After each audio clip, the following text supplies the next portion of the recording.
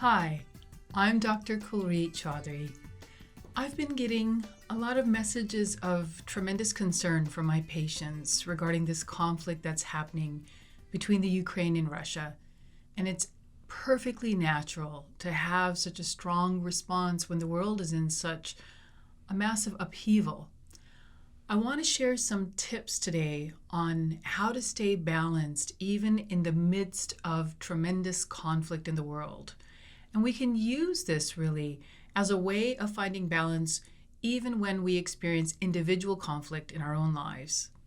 So let's start with 3 approaches for how to remain balanced in the middle of what feels like a storm. First of all, stay connected. It's natural to want to withdraw in the midst of any type of crisis, especially one in which feels like it's threatening our safety as a planet. But it's important not to withdraw and rather to actually stay connected. And here I mean staying connected, first of all, to the world. Just because something is painful or uncomfortable doesn't mean that we should block ourselves from experiencing those emotions. In fact, it's important that as a global community that we experience the discomfort of something that is causing pain and suffering to others, even when it's on the other side of the world and even when we don't know who they are. As a human race, we are fundamentally connected. I like to think of them as heartstrings that connect each and every one of us.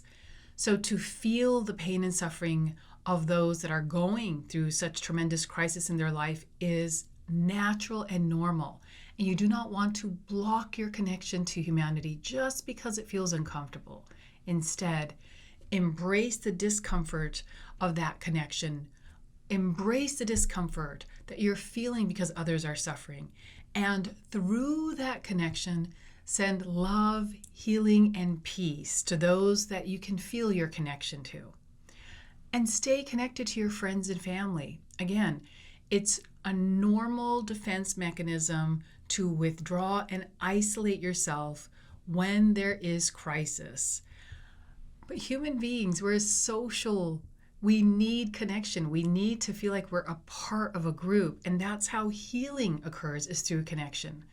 So don't use this time to alienate yourself or isolate yourself because of anxiety that's coming up. Instead, find a way to reach out to see how are your friends feeling about this? How are family members feeling about this? Or even if you don't want to talk about a specific topic, just stay connected to let them know that you love them and you need their support because you're feeling unsafe right now. And probably most importantly, stay connected to yourself in whichever manner is significant to you. So this can be through meditation, through yoga, through breath work, or reaching out to a counselor. Do not disconnect from yourself simply because uncomfortable feelings are arising. Uncomfortable feelings are natural and they're part of our growth process as human beings. So when we connect to ourselves and see what are we going through, it becomes an opportunity to actually transform ourselves. Second, stay in your routine. That means don't start interrupting your sleep cycle. Make sure that you're still going to bed at the normal time and waking up at a normal time. Now, when anxiety arises, again, it's natural for it to interrupt your sleep. A nice simple trick I like using is applying ghee to my feet at night when I'm having trouble falling asleep. Just apply a little bit, rub your hands together, and then massage them over your feet, and you can place some socks on and wear them overnight. It helps to ground the mind and allows you to have a nice deep sleep. Also, make sure that you're not interrupting your dietary routine either. When we are under stress, it's natural to start having cravings for sugary foods or other kinds of unhealthy foods. It's one of the ways that the body manages stress by suddenly increased dopamine levels through the use of food. Instead of reaching for those sugary snacks, which are actually going to make your anxiety and uncomfortable feelings worse, reach for herbs like ashwagandha that help to normalize the stress response. And another way to help to minimize stress is simply staying regular to your exercise routine exercise is an amazing way to reduce the stress response. And finally, as I mentioned before, stay regular for your meditation routine. What I find is oftentimes when something uncomfortable is happening, people will actually skip their meditation because they don't like the sensations that are coming up. But meditation is the time when your mind can actually discharge these uncomfortable feelings. So do not skip your meditation routine, even if your meditation feels like it's full of thoughts or it's full of anxiety. That's exactly what you want. You want your meditation to be dumping all of these stressful emotions and thoughts so that you're not experiencing them throughout the day. Finally, stay active. And what I mean by this is become an activist. Activity helps to reduce the feelings of anxiety by giving you a way of feeling powerful rather than feeling helpless. And today, with the degree of social connection that we have online, there's so many different ways that we can become an activist. First of all, you can simply share your concerns or share your views with others through your social media. Create an environment where others can share their support for the people in Ukraine. You can also actively donate to an organization that's helping to support refugees and other humanitarian aid.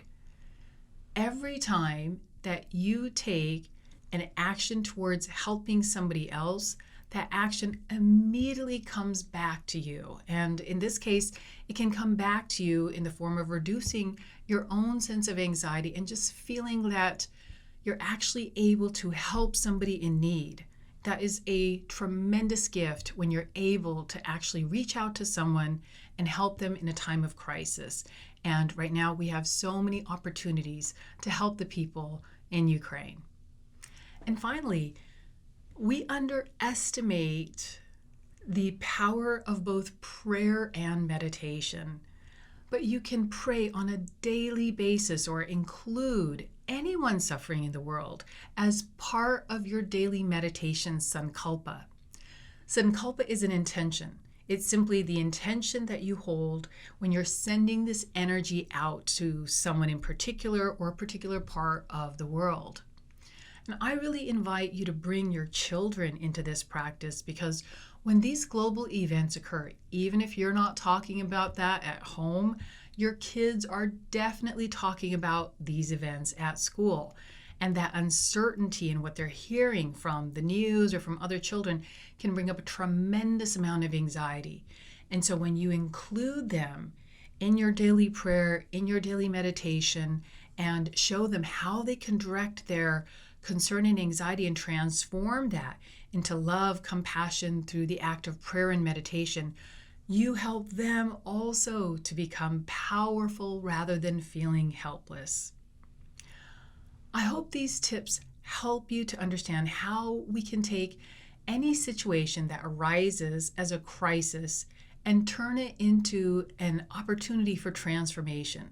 Transformation both personally as well as for our communities and our entire global family. When any one of us suffers, we all feel the repercussions of this. This is one of the fundamental teachings of Ayurveda, that all life is connected. So when there is suffering in the world, let it be a chance to help you realize the oneness of all of humanity and to see that when our brothers and sisters on any part of the planet suffers, we too are involved in their suffering. But instead of being victims of something that has happened, we can turn this into an enormous opportunity to help one another. And in doing so, we turn that connection into something very powerful. We turn that connection into an opportunity to use our heartstrings that we have with all of humanity as a pathway for unconditional love and healing for others.